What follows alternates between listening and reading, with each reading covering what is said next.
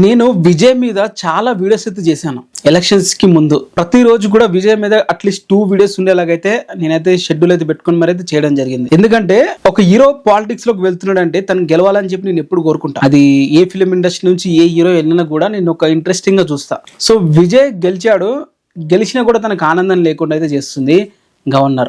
ఏంటి అసలు జరుగుతున్న కథ ఏంటి, గోల్ ఏంటి అసలు అర్థం అవ్వట్లేదు. 100 సీట్ల పైగా కొట్టి కూడా, అంటే 100 సీట్ల పైగా తను గెలిచి కూడా గవర్నమెంట్ ఫామ్ చేయడానికి చాలా కష్టపడుతున్నాడు. గవర్నర్ నిన్న గెలవడం జరిగింది విజయ్. గెలిచిన తర్వాత నేను గవర్నమెంట్ ఫామ్ చేస్తాను, నా దగ్గర 108 ఎమ్మెల్యేలు ఉన్నారు, అలాగే కాంగ్రెస్ కూడా మాకు అంటే ముందుకు వచ్చారు మమ్మల్ని గవర్నమెంట్ ఫామ్ చేయమని చెప్పి.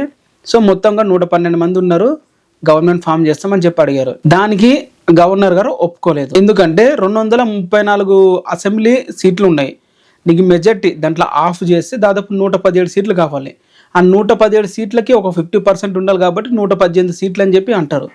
ఈ 118 సీట్లు ఏదైనా పార్టీ చూపిస్తే వాళ్ళు యునానిమస్ గా గవర్నమెంట్ అనేది ఫామ్ చేసుకోవచ్చు. గవర్నర్ దగ్గరికి వెళ్ళి చూపించి మాకు ఇంతమంది ఎమ్మెల్యేలు ఉన్నారని చెప్పి చూపిస్తే. సో అదే విధంగా విజయ్ కి ఒక 10 సీట్లు అనేది తక్కువగా వచ్చాయి. యునానిమస్ గా లేదు, పక్క ఏదో ఒక పార్టీకి తను అడగాల్సిందే గవర్నమెంట్ ఫామ్ చేయడానికి రిక్వెస్ట్. కాంగ్రెస్ అడిగాడు, ఒప్పుకున్నారు. ఒక 5 మంది ఉన్నారు వాళ్ళ దగ్గర నుంచి, వాళ్ళు కలిచారు, అంత బాగానే ఉంది.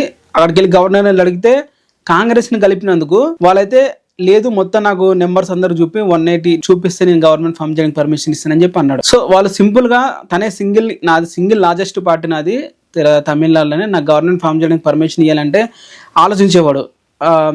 ఏదో మనకి టెస్ట్ చేస్తారు కదా, నీకు ఎంతమంది ఎమ్మెల్యే సపోర్ట్లు ఉన్నారని చెప్పి అసెంబ్లీలో, అప్పుడు నువ్వు ప్రూవ్ చేసుకుంటే అయిపోతుంది. అది కూడా విజయ్ అదే చెప్తున్నాడు, నేను తర్వాత ప్రూవ్ చేసుకుంటాను, ప్రస్తుతానికి అయితే నాకు గవర్నమెంట్ ఫామ్ చేయడానికి పర్మిషన్ ఇవ్వండి అని చెప్పి అడుగుతున్నాడు. అది ఒప్పుకోవట్లేదు. పైగా ఈ రోజు విజయ్ మళ్ళా వెళ్ళి తన్ని అడగడం జరిగింది, గవర్నమెంట్ ఫామ్ చేసుకుంటాను పర్మిషన్ ఇవ్వండి. ఇట్లా కమల్ హాసన్ కూడా తనకి సపోర్ట్ గా మాట్లాడుతున్నాడు. వచ్చాడు విజయ్ గవర్నమెంట్ ఫామ్ చేయడానికి పర్మిషన్ ఇవ్వండి, అలాగే అపోజిషన్ పార్టీ అయిన స్టాలిన్ గారు కూడా విజయ్కి అవకాశం ఇవ్వండి అని చెప్పి అంటున్నాడు.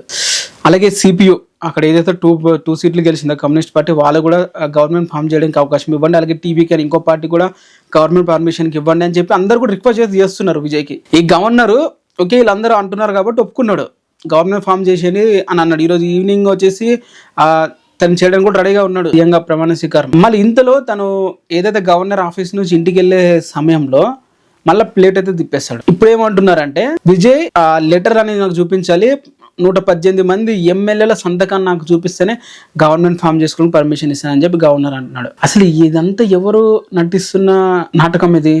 సెంట్రల్ గవర్నమెంటా, బీజేపీ ఇన్వాల్వ్ అయిందా ఏమో నాకు డౌట్. బీజేపీ ఎందుకు ఇన్వాల్వ్ అయ్యి ఉంటుంది?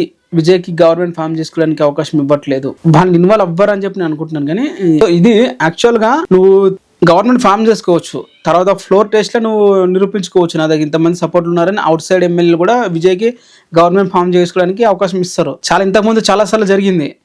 ఫర్ ఎగ్జాంపుల్ ఈ డీవీకే స్టాలిన్ గారు ఎవరైతే ఉన్నారో 2004లోనో 6లోనో తనకి 96 సీట్లు మాత్రమే వచ్చాయి, బట్ తను గవర్నమెంట్ ఫామ్ చేశాడు. ఎలా? అప్పుడు కాంగ్రెస్ 30 సీట్లు వచ్చాయి, ఇద్దరు కలిసారు కాబట్టి గవర్నమెంట్ ఫామ్ అయితే చేశారు. సో ఇప్పుడు కూడా దీనికి 117 సీట్లు ఉన్నాయి కదా, గవర్నమెంట్ ఫామ్ చేయడానికి అవకాశం ఇవ్వండి, తర్వాత తను ప్రూవ్ చేసుకుంటాడు అని చెప్పి అడుగుతున్నారు. మరి చూడాలి. ఇంకా గవర్నర్ గారు ఈ రోజు అయితే మళ్ళీ ఒప్పుకోలేదు, మరి ఏమంటారు, ఏం జరుగుతుంది అనేది చాలా ఇంట్రెస్టింగ్ అయితే ఉంది. ఒక సమయానికి మారుతున్న సంఖ్యలో మరి ఏం జరుగుతుంది అనేది అయితే చూస్తూ ఉండాలి. ఇది గైస్ వీడియో మీకు ఎలా అనిపించింది? బాగా లెంత్ అయింది అనుకుంటున్నారు అని చూస్తారా?